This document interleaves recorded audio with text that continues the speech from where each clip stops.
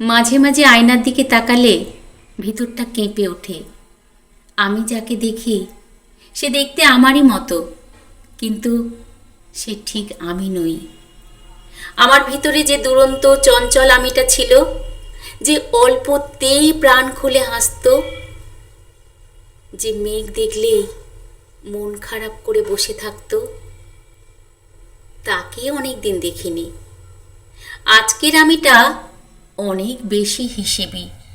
সে ভালোবাসার আগে লাভ ক্ষতি বোঝে, স্বপ্ন দেখার আগে বাস্তবতা নিয়ে ভাবে, আর কাঁদার আগে চারপাশটা একবার দেখে নেয়।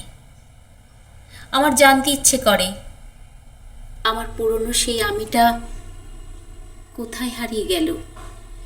আমি কি তাকে অবহেলা করে পেছনে ফেলে এসেছি, নাকি পৃথিবীর কঠিন পথ চলতে গিয়ে সে নিজেই ক্লান্ত হয়ে আমার ভিতরে কোথাও ঘুমিয়ে পড়েছে?